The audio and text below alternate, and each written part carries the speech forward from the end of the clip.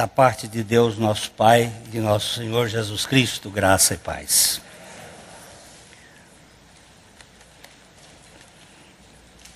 Nosso coração é disperso, nossa mente vagueia, e nós queremos que o Senhor, pela Tua graça, assim como o pastor conduz as ovelhas às águas de tranquilidade, o Senhor nos conduzas para o íntimo da Tua presença. No nome do Teu Filho Jesus. Amém. Os convidados da festa. Muitas vezes nós sabemos de uma festa, a respeito de uma festa de alguém, mas nós não fomos convidados. E às vezes ficamos com inveja, porque éramos amigos ou somos amigos, mas os convidados das festas humanas, eles são seletivos, porque nem sempre se pode convidar todo mundo.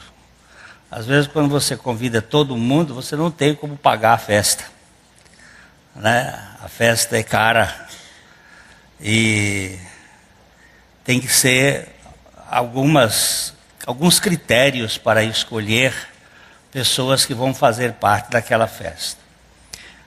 Jesus está contando aqui uma história, uma parábola. As parábolas são sempre verdades jogadas dentro da realidade do cotidiano. Uma parábola não é uma história em si. Ela é uma história que não significa um fato concreto realizado, mas é a experiência dos fatos concretos realizados. Não é uma fábula. Não é uma invenção. É algo que é real, que é uma realidade. Então Jesus está convidando aqui as pessoas a compreenderem que é uma festa. Há um banquete, há umas bodas. E nós vamos ler juntos o texto de Mateus 22, 2. O reino dos céus é semelhante a um rei que celebrou as bodas do seu filho.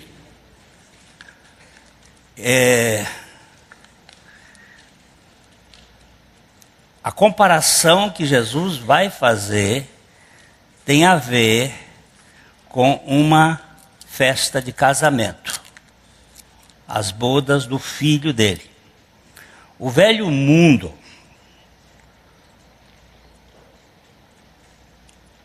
o mundo imundo desse lixo das ambições, das competições, das paixões cegas, da política sórdida, dos pódios imponentes, divide os sujeitos que se sujeitam às suas regras sujas e nojentas, nesse jogo baixo, como heróis e vilãs, vencedores, derrotados, bem-sucedidos, fracassados, iluminados e obscuros. Esse é o mundo velho nosso. Aqui, aquela pessoa é bem-sucedida, essa aqui não, é um coitado. Aquele lá é um importante, esse aqui é um Zé Ninguém. Esse é o mundo do mérito, né? Essa é a divisão baseada na hierarquia do mérito, que classifica as pessoas de acordo com as conquistas e valores alcançados. Foi nesse contexto rico de virtudes humanas que Jesus apresentou uma parábola focalizando a graça vulgar. A palavra graça vulgar aqui, ela tem o sentido de mostrar uma graça estendida a todos, uma graça descomprometida com qualquer ideia de mérito, uma graça que não tem degraus para você subir, onde o velho e a criança podem entrar, porque não tem nenhuma dificuldade, onde os aleijados podem passar, é uma graça ao rés do chão, é uma graça que compartilha a sua absoluteidade a todos. Nós vamos ver que ele diz bons e maus. Não é? A religião judaica pós-Babilônia se constituiu numa estrutura fenomenal de peso na excelência, sob a sombra do humanismo satanista de Nimrod, o caçador das almas na fortaleza de Anu, ou no palácio das trevas. Esta é a ditadura da meritocracia. Eu queria depois, aqueles que são estudiosos, porque nem todos gostam de estudar, de pesquisar, a internet tem muita coisa suja, muita bobagem, mas tem muita coisa boa. Procurando sites bons, você pode ser bem informado. Quem é esse Nimrod? Aqueles que têm bíblias de rodapé boas, nós temos algumas, como a Bíblia do MacArthur Jr. Eles põem os nomes daqueles que promoveram o projeto. Porque não tem Bíblia de fulano nem de cicrano. A Bíblia é de Deus. Mas como eles fizeram aqueles projetos de rodapé, como a Genebra, são Bíblias que têm bons rodapés de orientação. Vocês vão ver esse cidadão Nimrod, ali aparece lá no capítulo 10, verso 10 de Gênesis. Ele é um personagem filho de Cush, que é filho de Cão. E tem uma linhagem humanista. Ele foi um caçador de almas na presença do Senhor. É aquele que rouba as almas. O Apocalipse vai mostrar isso, que Babilônia tem como finalidade principal caçar as almas. Roubar a nossa energia. E esse Nimrod foi o criador deste projeto humanista. O símbolo dele é o filho dele. Ele casou-se com uma mulher chamada Samiramis. Mas ele morreu na guerra antes de coabitar com ela. E ela teve um filho chamado Tamuz. Esse Tamuz, o símbolo dele é o falo, é o pênis, que é o símbolo do humanismo satanista. E ele domina todo o sistema. Vocês conhecem vários muito importantes. Em São Paulo nós temos do Ibirapuera ali, acho que é Anhanguera ali, naquela Ibirapuera, aquele monumento que é bem grande. Em Washington tem um dos maiores do mundo. No centro da praça de São Pedro, na frente da Catedral de São Pedro, da Basílica de São Pedro, não posso chamar aquilo de catedral, é Basílica, é maior. De São Pedro, em Roma, tem um. Lá no Champs-Élysées de Paris tem uns 2. Ele é o símbolo do humanismo, da força do poder humanista. Aqui em Londrina tem uns pequenininhos aí, que é mais de anão, mas mas tem uns por aí.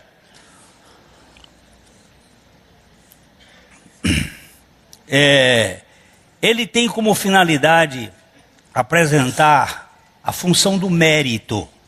Tudo que é meritocrático tem como fator o modelo de Caim, que é o modelo do suor, do esforço, da ditadura deste sistema de valorização ao humano. Segundo Jesus, Satanás é o personal trainer do humanismo, valorizando a autocompaixão da vítima e o desempenho arrogante do ego. Acima de tudo, vamos ver o que Jesus disse a Pedro depois que ele chamou Jesus à parte e fez uma observação que ele não podia morrer, que ele não podia ir para a cruz, que ele tinha que se preservar, que ele não podia, porque ele tinha que estar ali e ele queria fazer de Jesus uma vítima do vitimismo, não uma vítima do sacrifício. Então Jesus diz o seguinte, vamos ler em Marcos 8:33. Jesus, porém, voltou-se e fitando os seus discípulos, repreendeu a Pedro e disse: arreda, Satanás, porque não cogitas das coisas de Deus, e sim das dos homens. O que Jesus está dizendo, Pedro, o que você acabou de fazer agora é ser porta-voz de Satanás. A presidente da República, ela tem um porta-voz que fala em nome dela. E Pedro foi o porta-voz de Satanás. Aquele sotaque era satânico. E Pedro havia se enredado nas malhas do direito sindical do velho Adão, na defesa do que é o homem, que é humano. Satanás é o advogado dos direitos humanos do humanismo. Eu ia dizer aqui da ONU, mas é muito ofensivo. Ele insiste na tese da divinização humana. Seu projeto é provar que o ser humano pode se tornar, de fato, independente de Deus. Para isso, ele faz algumas concessões. Por exemplo, ele até permite uma pregação da graça, desde que seja condicional. É graça, sim, mas você pode ver o sotaque assim. Pela graça sois salvos mediante a fé. Isso não vem de vós, é dom de Deus. Mas você precisa, pronto. Isto é satânico. Isto é humanismo. Pela graça sois salvos por meio da fé. E isto não vem de vós, é dom de Deus. Não vem de obras para que ninguém se glorie. Ponto. Não existe glória para nós. Graça é Deus dando, fazendo tudo, a quem não merece coisa alguma. Desconstruir isto, meu amado irmão, é um trabalho do Espírito Santo extraordinário. O Evangelho é a favor da redenção do ser humano total, porém é contra tudo o que for de cunho humanista em essência. Deus ama apaixonadamente todos os seres humanos, jamais as suas pretensões de autossuficiência ensoberbecida. Um ser pessoal realmente finito, independente de Deus, do Deus onipotente, é um perigo permanente. Um dos traços que caracteriza essa pretensa independência é a escassez da oração. Agora, presta atenção. Você ora ou não? Não é comigo que você vai tratar. Esse assunto é assunto da sua consciência diante de Deus. Eu não estou falando se você se ajoelha lá no seu quarto, ou se você ora de alguma forma. Eu estou perguntando se você ora ou não. Essa é a medida, se estamos dependendo de Deus ou não. O quanto nós estamos em comunhão e oração com Deus. Essa é a medida. E aí nós vamos verificar o nosso estado de dependência humanista ou de dependência de Deus. Não vamos pensar que é por outras formalidades, é por relacionamento, é por comunhão.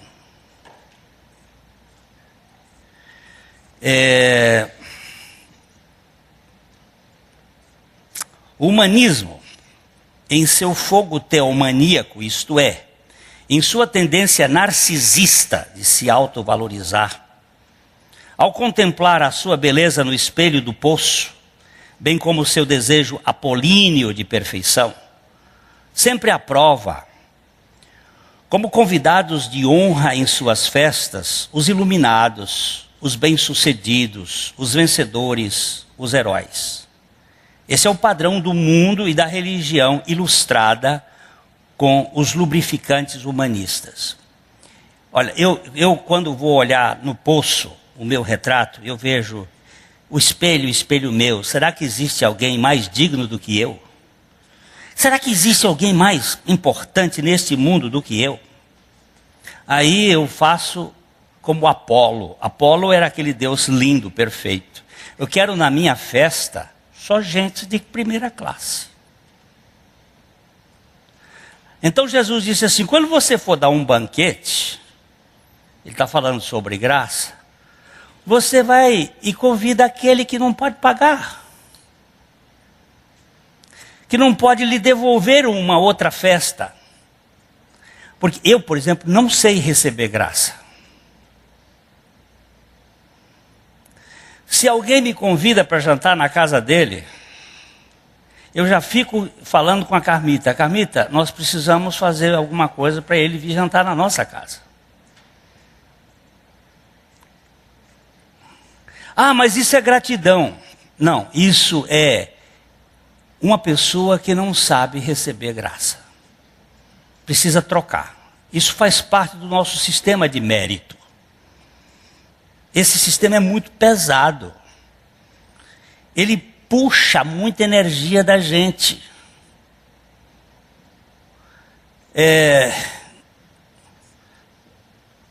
Eu fui dar um livro para uma pessoa e ela disse, não, mas eu quero pagar.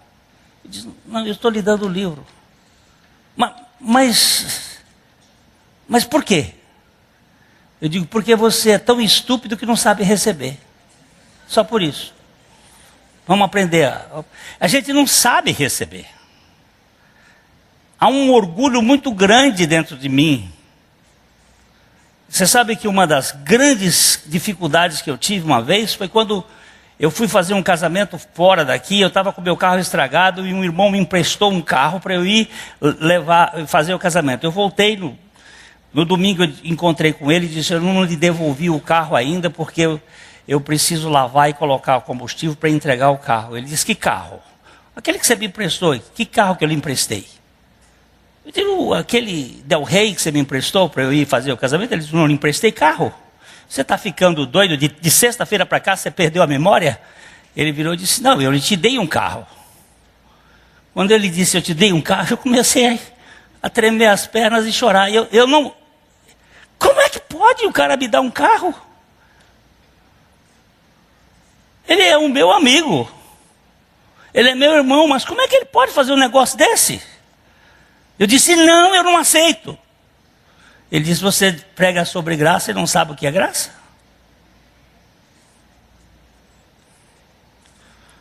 Eu não sei o que é graça. Eu não sei se vocês sabem. Eu não sei se vocês sabem o que é graça. Mas eu não sei. Por isso eu estou chamando de graça vulgar. Essa casta inchada como eu, não gosta da graça plena. Como já disse, até admite uma graça vigiada e protegida nos bastidores. Mas será sempre uma graça sob custódia.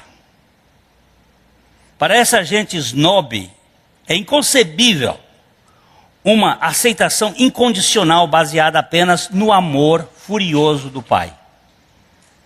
Mas foi exatamente nesse contexto da altivez que Jesus contou esta parábola das bodas, onde o rei enviou um convite para essa turma preconceituosa e a mais maquiavélica que existe nesse planeta, os religiosos, em todos os seus matizes. Não existe ninguém mais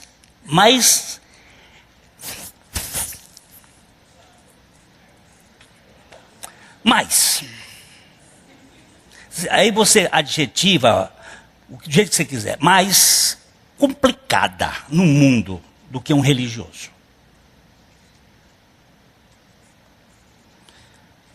Aí você não pensa que é o vizinho, não. Não pensa que é o católico, que é o protestante lá, o outro da outra igreja, não. Não pense nisso. Procure ir para o banheiro. Fecha a porta, eu acho que quase todo banheiro aqui deve ter espelho. E olha bem para a cara do sujeito.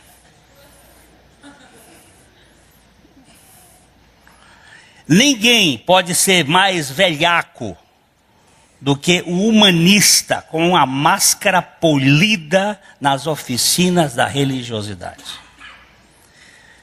Veja que não foi um súdito qualquer que enviou o convite. Foi nada mais e nada menos do que o próprio soberano rei. O reino dos céus é semelhante a um rei que celebrou as bodas do seu filho. Foi o rei que fez o convite. Veja bem, então no verso 22, 3. Então enviou seus servos a chamar os convidados para as bodas, mas estes não quiseram vir.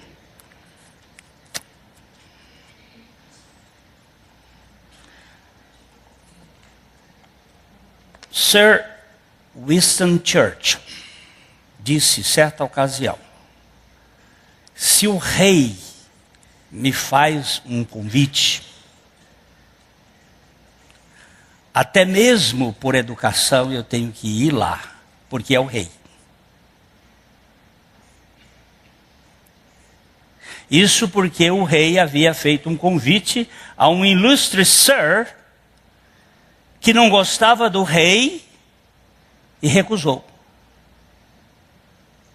Agora, o rei fez um convite e convidou para a festa. Mas eles não quiseram. Não quiseram vir. E por que não quiseram? O que estava por trás dessa recusa? Não se tratava de um convite de Sua Majestade, o rei. Como um vassalo pode rejeitar a convocação do seu soberano? Tem piruá em excesso nesse saco de pipoca. Uma vez eu fui para um cinema, comprar um saco de pipoca, e estou lá comendo pipoca, porque um dos bons lugares de se comer pipoca é assistindo filme. Não sei por que isso ficou, mas ficou. E é uma coisa boa, a gente está lá comendo pipoca aí. E de repente eu vi que veio um piruá junto, quase. Lá foi minha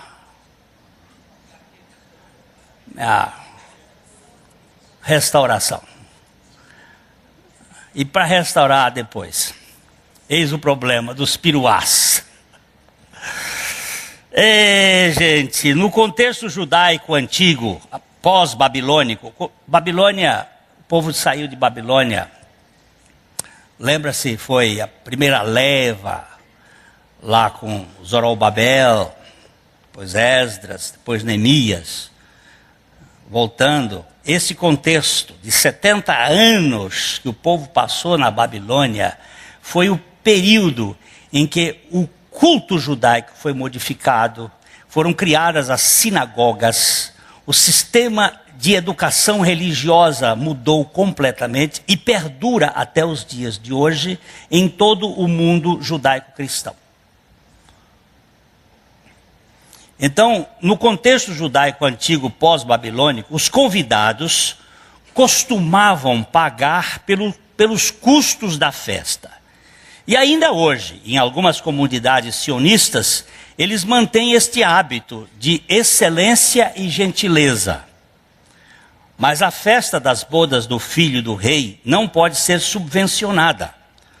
O assunto em pauta aqui é a graça plena de Deus, que é definida como sendo um favor imerecido e sem qualquer reciprocidade do beneficiário.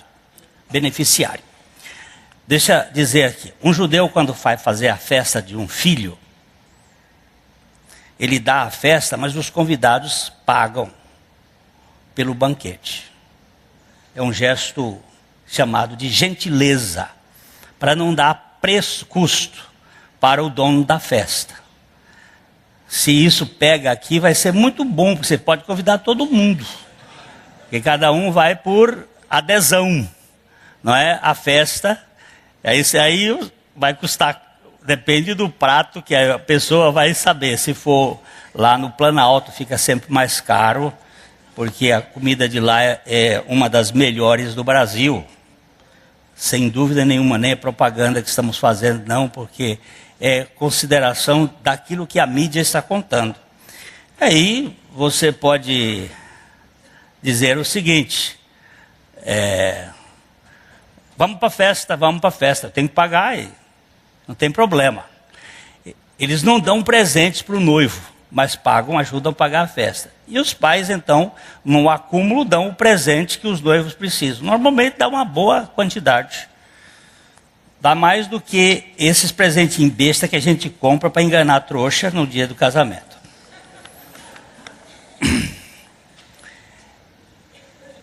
Essa rejeição ao convite do rei cheira a justiça própria.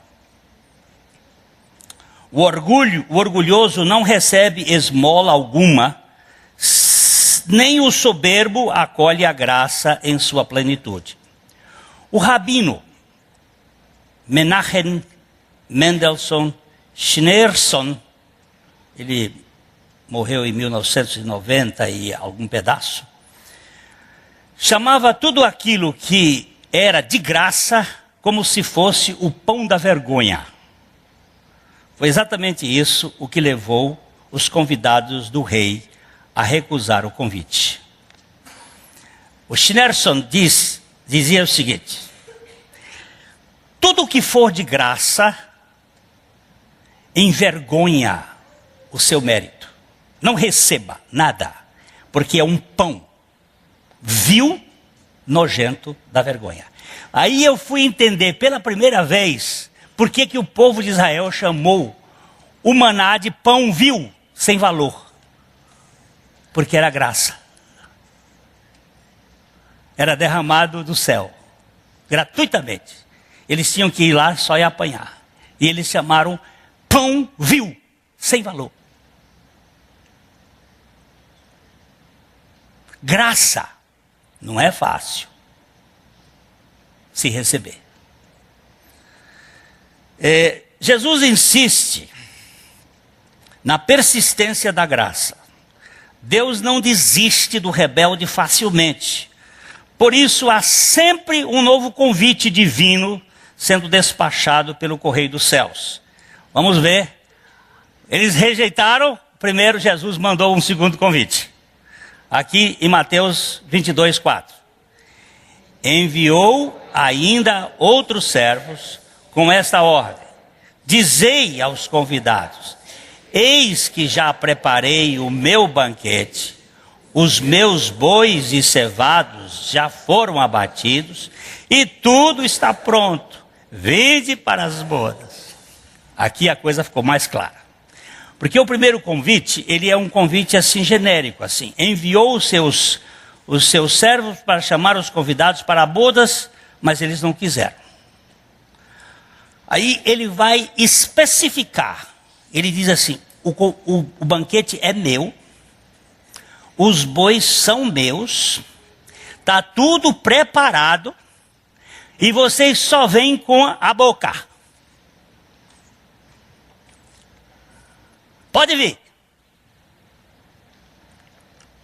Agora a coisa ficou bem clara. O banquete tinha um patrocinador exclusivo. E a festa tinha o seu dono. O cardápio foi preparado pelo próprio rei, o chefe da cozinha, que usou como ingrediente o que ele mesmo produzia. E tudo estava pronto. Então, o que cabia aos convidados era vir e banquetear-se. Isto aqui chama-se graça plena. A coisa ficou agora bem clara. Pode vir. Tudo está pronto. Quando essa expressão tudo está pronto ou tudo está consumado, lembre-se que é graça plena na Bíblia. O que aconteceu em segundo é de fato muito estranho. Vamos ler os versículos 5 e 6 do capítulo 22 de Mateus. Eles, porém, não se importaram e se foram, um para o seu campo, outro para o seu negócio, e outros, agarrando os servos, os maltrataram e mataram. Aqui você tem as respostas para a graça plena: indiferença, agressividade. Como pode?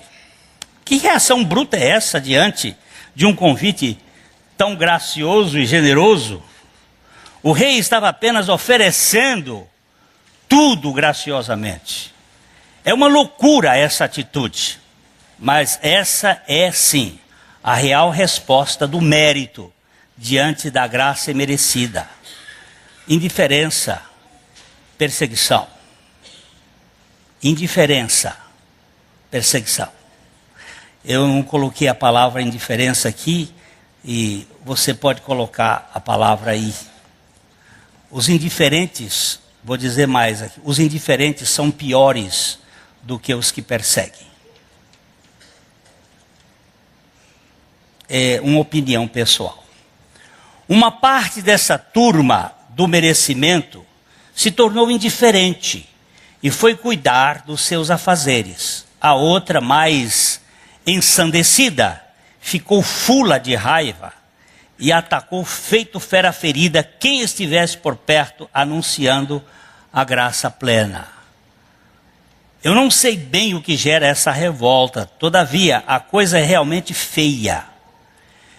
Já vi bem de perto algo parecido, não igual, mas é de arrepiar uma estátua de pedra.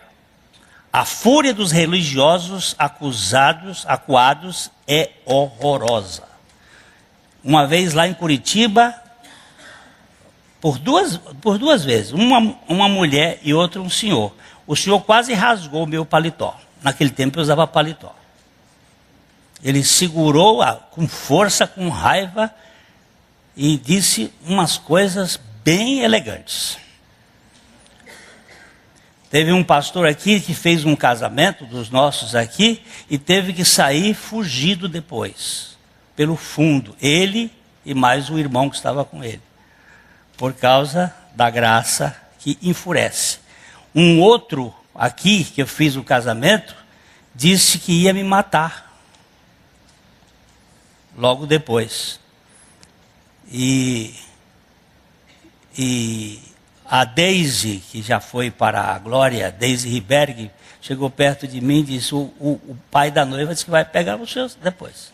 Eu digo, antes que ele me pegue depois, eu vou logo na mesa dele. Aí eu fui lá na mesa e disse, o senhor ficou com raiva de mim e disse que quer me pegar, então eu já estou aqui. E ele ficou sem graça e disse, olha, eu não tenho nada a ver com o que a palavra de Deus está falando. Não fui eu que escrevi a Bíblia. É o que ela diz, é isso mesmo. Depois ele veio na minha mesa e veio pedir perdão. Porque a graça, ela ofende o mérito, ela mexe com o sujeito. E o sujeito que tem muitos brios, ele fica revoltado. Como é que vale? Um pastor me disse assim, ô Glênio, quer dizer que tudo que eu fiz no meu passado não vale nada? Eu digo, não vale nada. Paulo disse que era os trapos, aquilo tudo era lixo, era esterco. Tudo. E veja que Paulo era irrepreensível. Fora de Cristo Jesus, nosso comportamento, nossa glória não vale absolutamente nada. A carne para nada aproveita, não aproveita nada. Pode ter o que tiver, não vale nada. A graça ofende tanto o mérito que acaba desencadeando indiferença crônica por um lado e revolta aguda pelo outro. Agora só há uma manifestação soberana do rei. O rei, a fim de intervir nessa situação absurda. Vamos ver o que é que o rei fez em Mateus 22, 7. O rei ficou irado e, enviando as suas tropas, exterminou aqueles assassinos e lhe incendiou a cidade. Alguns estudiosos da Bíblia querem dizer que, por exemplo, o que aconteceu no ano 70, quando o general Tito tomou a cidade de Jerusalém e a devastou, que seria um cumprimento desta parábola. Eu não chego a esse ponto, mas certamente que a figura ali pode muito bem representar uma realidade semelhante a isto aqui. Ele derrubou todas as construções, destruiu os muros, derrubou o templo, botou fogo em tudo. Cerca de 1 milhão de judeus foi morto naquela ocasião. Foi um massacre tremendo, tremendo. Tudo indica que não há remédio para a antigraça. Para essa religião sem graça, só a morte dos assassinos, dos que pregam as boas novas, e fogo nas muralhas dos indiferentes. Aqui me parece tem um indício apontando para a cruz de Cristo. É imperiosa a morte do velho Adão em Cristo crucificado. Mas só um milagre. Saulo de Tarso foi um desses antigraça conquistados pelo milagre da suficiência da graça plena. Lá em São Paulo, enquanto nós pregávamos numa igreja, depois da reunião, um irmão chegou perto de mim e disse assim: você se lembra quando você pregava no professorado, no teatro do professorado paulista? Se lembra? Você se lembra um dia que houve lá um levante e queriam fazer uma pressão em cima de você? Eu digo, tem uma vaga ideia. Eu sei que o pastor Carlos Alberto me tirou logo quando nós saímos. Ele disse, eu era um daqueles que estava lá fazendo uma rebeldia contra você. Mas hoje eu sou pastor numa igreja que tem um nome interessante, que eu não me lembro o nome dela agora. Ele disse, eu sou hoje um dos pregadores dessa mensagem doida. Eu digo, graças a Deus que Deus faz milagres. Ela é uma mensagem louca, porque ela é a mensagem que vai buscar o indigno. A graça é assunto para os fracassados. É coisa para falidos. Nada melhor do que uma boa dose de insucesso para prover a falência total dos ensoberbecidos. É uma das orações que a gente faz. Eu me lembro de uma vez que eu estava com o pastor Abuchaim, o irmão René e o irmão Paulo Degueus. Nós estávamos conversando e um deles contou uma história assim. O fulano de tal, ia já dizer o nome da pessoa, mas não vale a pena. Fulano de tal disse que o senhor é homossexual. E ele disse, vamos orar? Imediatamente ele baixou a cabeça e começou a fazer uma oração e disse, Pai querido, me vinga de fulano. Quando ele disse me vinga, eu tomei um susto. Eu digo, meu Deus, esse homem de Deus que eu tenho tanta apreciação, isso foi num átimo de segundo. E ele está dizendo, me vinga de fulano. E quando ele disse, me vinga de fulano, faze com que ele nasça de novo. Quando ele disse isso, eu disse, ô vingança bendita! Não deixe que ele passe deste mundo sem ganhar a experiência do novo nascimento. Ô vingança linda! Meu caro, eu conheço a história desse cara. O cacete desceu na vida dele. Mas não é o cacete de Deus, é o cacete que Deus comanda Satanás, chama Satanás para fazer o serviço. Porque para salvar o indigno é assim, para salvar o religioso só chicoteada.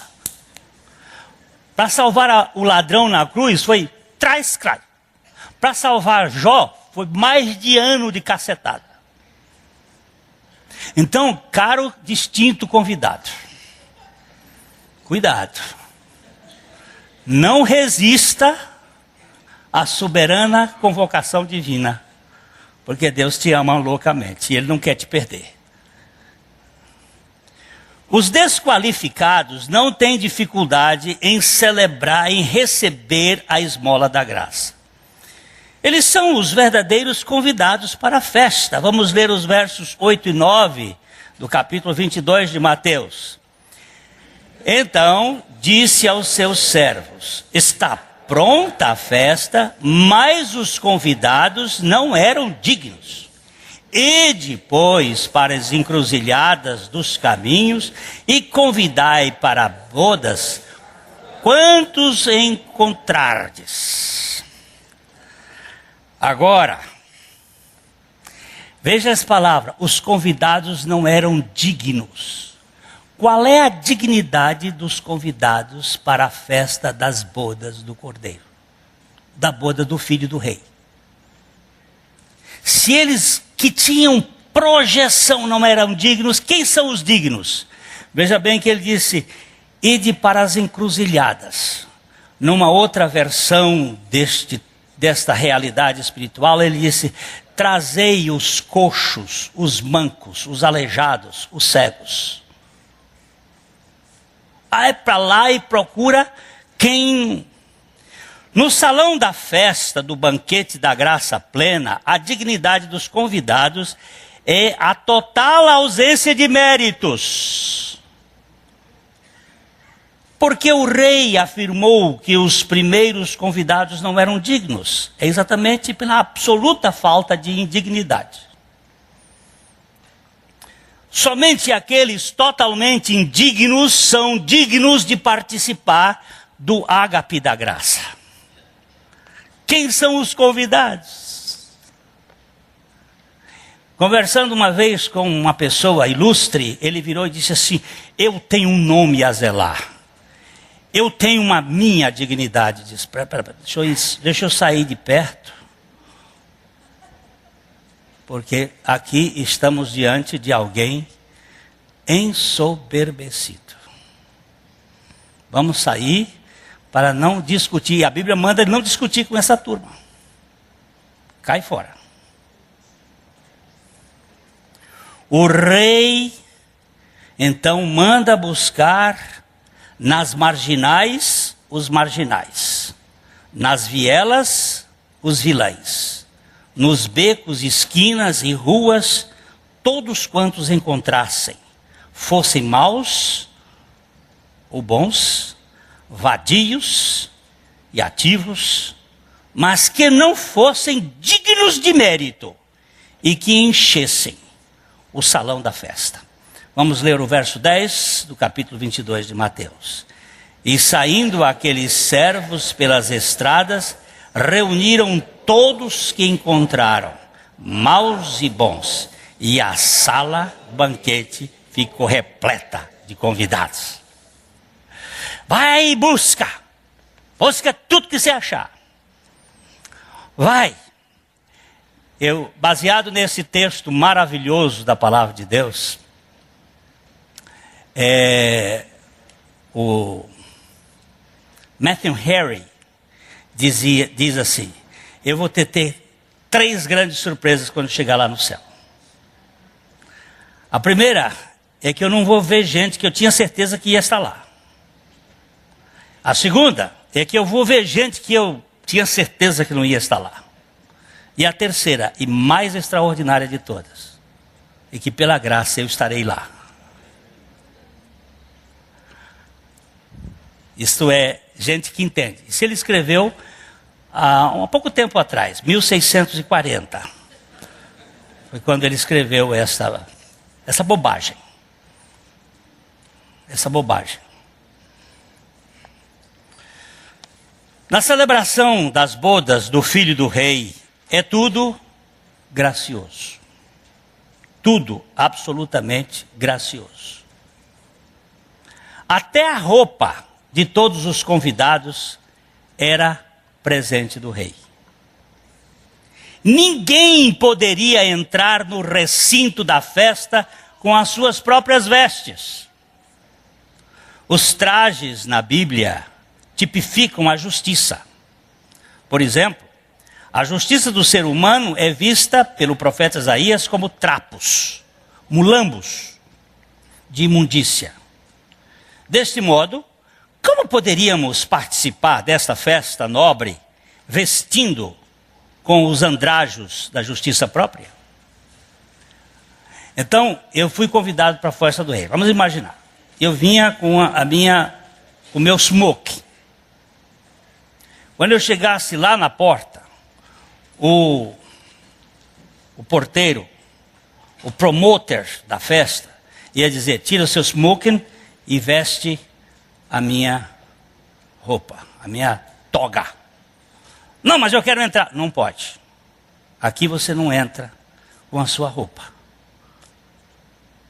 Mas a minha foi feita pelo Zenga, Hermenildo Zenga. Ele disse: não se zanga, mas pode tirar a sua roupa. Tira ela, porque não é para entrar aqui com essa roupa. Mas a minha foi feita sob medida para essa festa. Não, senhor, pode tirar a sua, veste aqui, senão você não entra. Que coisa mais interessante. Depois você leia com Apocalipse, que a Bíblia diz lá que aquelas roupas que eles vestiam, aquelas roupas brancas que eles vestiam, era a justiça do Cordeiro.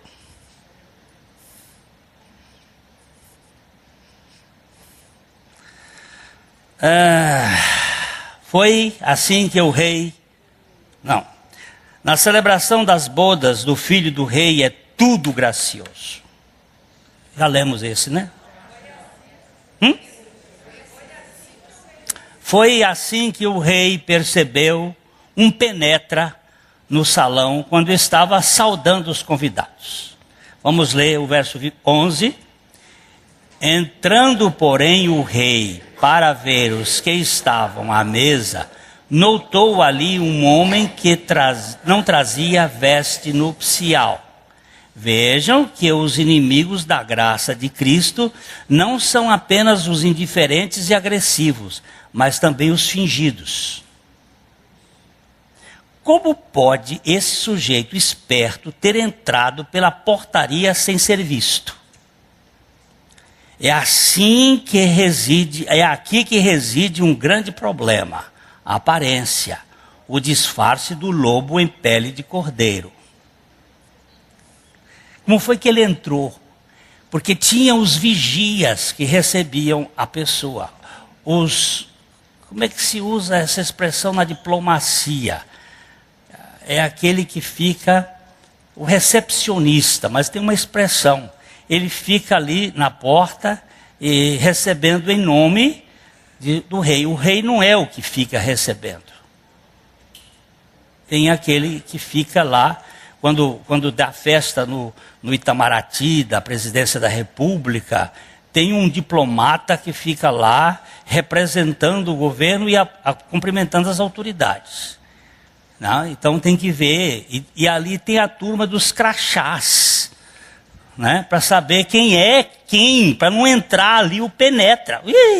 Festa de gente grande é uma complicação. Outro dia eu fui barrado no casamento que eu ia fazer. Foi uma coisa interessante. Eu e minha mulher ficamos na porta. Eu dizia: moço, eu sou o pastor que vou fazer o casamento de beca e tudo. E o cara, o leão de chácara lá na frente, valente, o senhor não entra aqui. Porque eles tinha que ter um cartão, e o noivo fez o convite em cima da hora, para cobrir o outro que fugiu da raia do casamento. E lá fui eu, e eu não tinha o tal do cartão. E sem o cartão, como é que entra? Muitos usam suas túnicas de justiça humana de tal modo parecidas com a legítima vestimenta da justiça de Deus, que conseguem ludibriar até os seguranças treinados. Nada pode ser mais enganoso do que um fariseu vestido com as roupas do cordeiro. Contudo, não passa no controle de qualidade. Basta só uma olhadela do rei e tudo fica totalmente esclarecido. E verso 12 diz: e perguntou-lhe: amigo, como entraste aqui sem veste nupcial? E ele emudeceu. Olha, bem atenção. O rei tem todos os detalhes nas suas mãos. A festa era dele, o cardápio era dele, a ordem era dele, o convite era dele, a roupa era dele. E ele sabia de tudo. Ele sabe quem é que tem justiça própria e quem é que tem a justiça de Deus. Ele sabe. Só que a minha justiça, ela é muito semelhante às vezes com a justiça de Deus. O reino do Pai e o reino é o reino da graça plena. Nesse caso, ninguém participa na festa das bodas do Cordeiro vestindo seus trajes sujos de justiça própria. Nem jamais poderá enganar aquele que conhece as entranhas da alma e as entrelinhas da moda. Ele sabe como ninguém quando é que a nossa justiça. Uma das coisas que o pastor Abuchaim me ensinou lá no barco foi o seguinte: quando vinha um seminarista para fazer um trabalho no barco, ele espezinhava o seminarista. Com quê? Mandando fazer coisas indignas. Por exemplo, você hoje vai lavar o barco. Vai lavar com um pano de chão, vai limpar, bem limpado. Eu viajava de Guaíra para Presidente Epitácio com ele, com 2 seminaristas de um seminário aqui do Paraná. Aí ele disse: vá limpar e ele falava assim com certa dureza: vá limpar o barco, viu, moço? Aí o moço olhou para ele assim: o senhor acha que eu fazendo seminário venho aqui para limpar barco? Aí ele disse: não, filhinho, não acho não. Procure outra profissão. Ele desceu no próximo ponto e foi embora.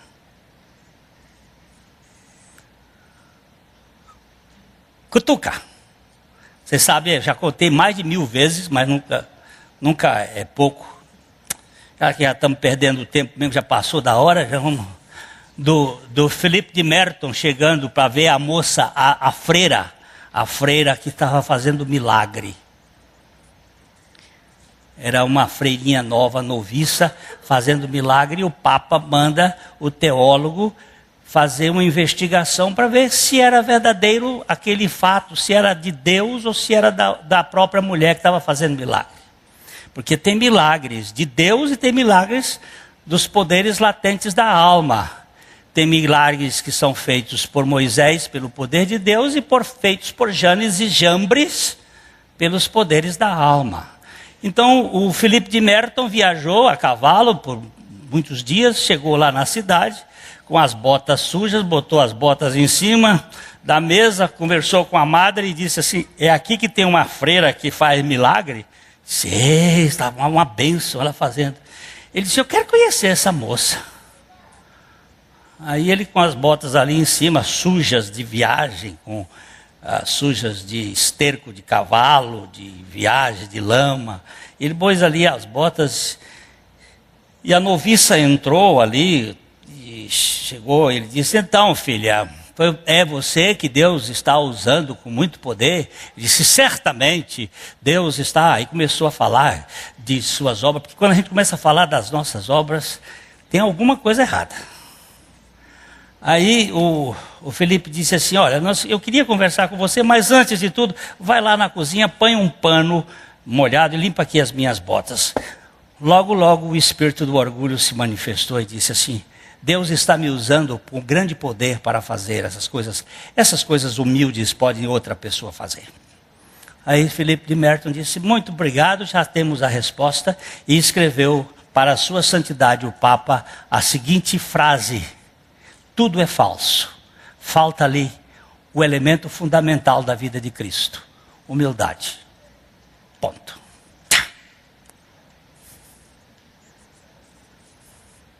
Não vem com essa para cá não. Cutuca, zangou, pode saber. Saiu murmurando, pode saber. Ficou brabo, pode saber. Não é justiça de Deus. Tem direito demais. E isso é uma coisa: Deus não vai desistir de você. Não vai mesmo. A grande confusão na portaria do salão foi, sem dúvida alguma, a cor do branco e do quase branco da túnica. As cores semelhantes confundem até os mais preparados de todos os porteiros. Mas não se deixe enganar, o rei não come gato por lebre. O que foi que fez com que eles deixassem ele entrar?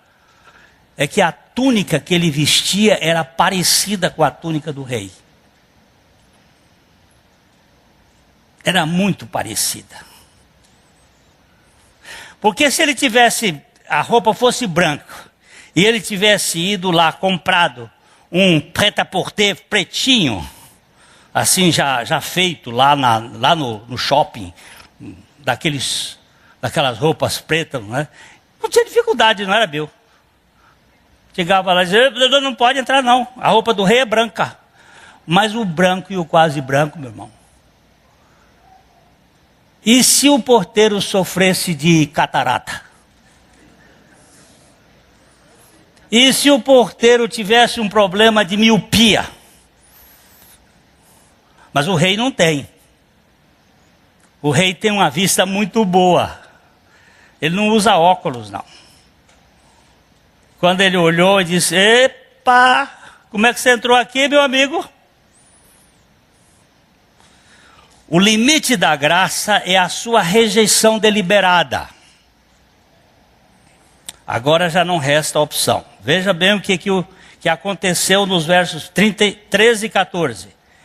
Então ordenou o rei aos serventes: amarrai-o de pés e mãos e lançai-o para fora nas trevas. Ali haverá choro e ranger de dentes, porque muitos são chamados, mas poucos escolhidos. O que adianta tentar passar por bom moço? O que adianta? Se a festa é para os indignos. O chamado da graça é abrangente. A escolha é seletiva. Muitos são conclamados e poucos selecionados. Então, qual será o critério? Com toda certeza, é a indignidade. Foi assim que o filho caçula da parábola do pai pródigo de amor entrou na festa. Por favor, irmão querido, deixa eu dizer uma coisa aqui. Você é indigno?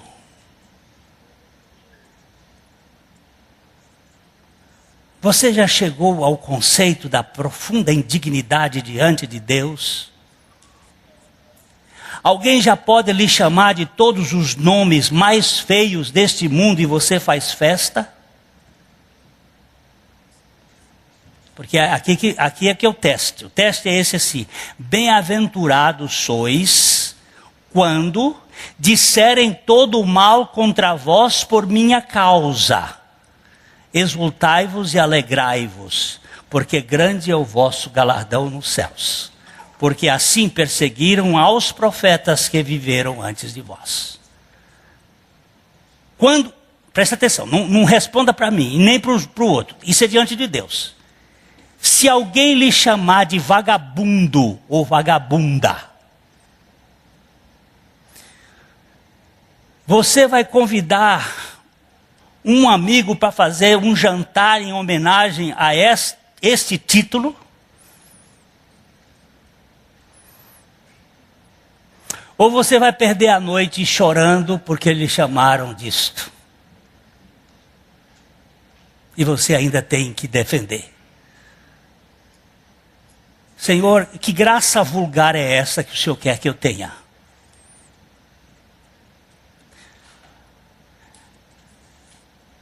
Se alguém lhe chamar de pilantra, de 171, você vai pular de alegria e dizer, bendito seja o Cordeiro, porque você está diante dele. 171 é diante do delegado.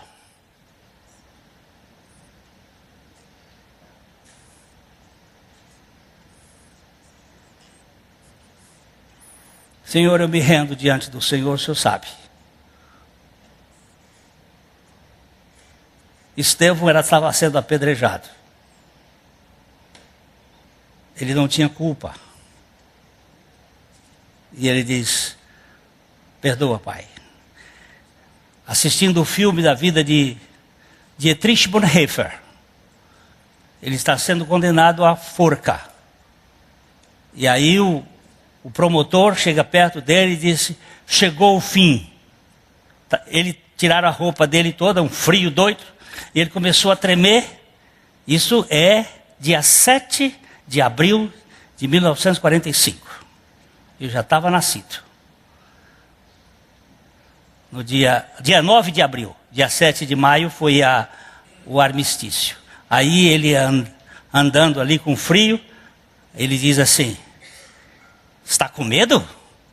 Disse, não, estou com frio. Chegou o fim. Ele disse, não, o começo.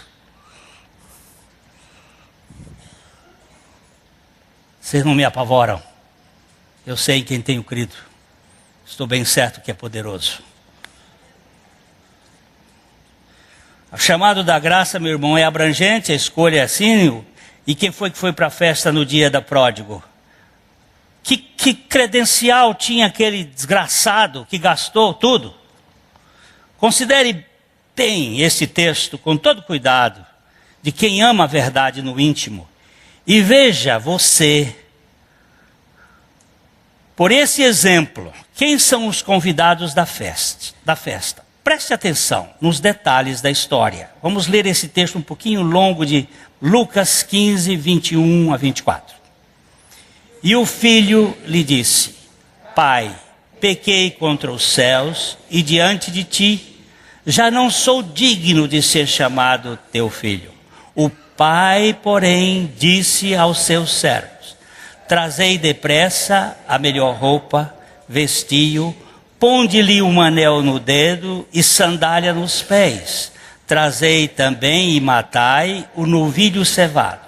Comamos e regozijemo-nos, porque este meu filho estava morto e reviveu, estava perdido e foi achado.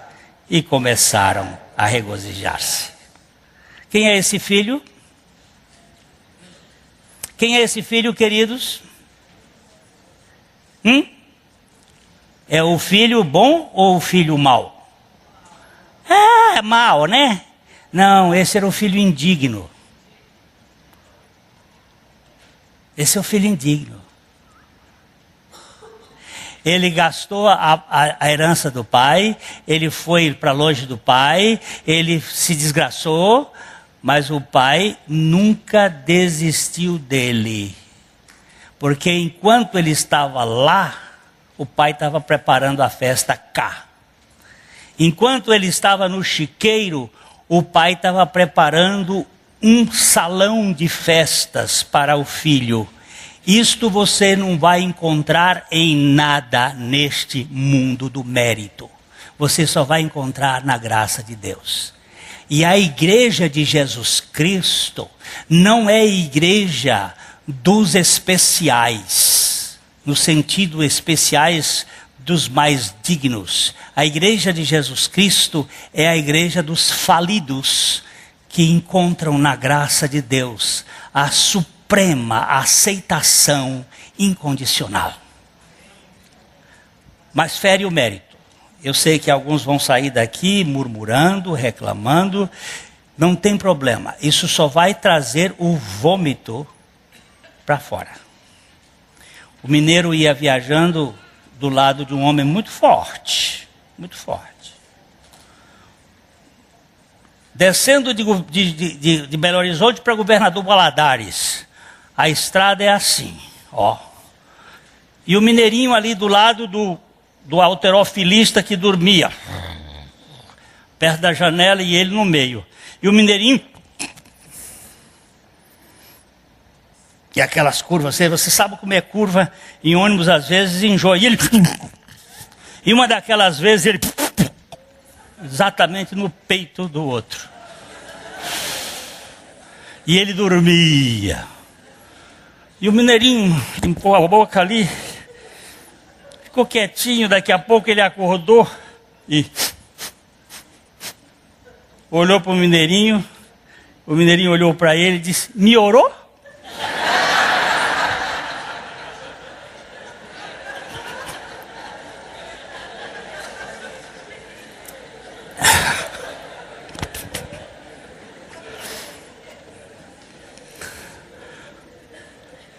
Mas não vai ser o do mineirinho, não, vai ser o seu mesmo, viu? Vai sair, vai fazer muito mal. O convite para a festa diz assim, vem. As últimas palavras do livro de Apocalipse é um convite da festa. O Espírito e a noiva dizem, vem. De graça, recebei da fonte da água da vida, vem. Há um convite, vem. A confirmação do convite assegura, eu não sou digno. O filho pródigo, ele fez um discurso, ele era preparado em 3 laudas, depois você leia no texto lá. 3 laudas, ele só disse 2, o pai cortou a outra. Pequei contra os céus e perante ti, já não sou digno de ser chamado teu filho, trata-me como um dos teus empregados. Quando ele disse assim, eu não sou digno, o discurso foi cortado. Porque para entrar na festa só tem isso, esta é a pré-condição. Eu não sou digno dessa festa. Aí ele, já festa, empregados, cuida aqui. Cuida aqui. E aí, olha... Eu não sou digno. Então a ordem na portaria é, entre bendito de meu Pai, celebre, aleluia. A mensagem que você acabou de assistir faz parte do Ministério de Comunicação Palavra da Cruz. Temos um grande acervo de estudos bíblicos em áudio e vídeo. Distribuímos também, gratuitamente, o jornal mensal Palavra da Cruz. Entre em contato conosco pelo fone fax 0 operadora 43 3322 3037 ou pelo e-mail com@palavradacruz.com.br. Visite-nos também pelo site www.palavradacruz.com.br. Graça e paz.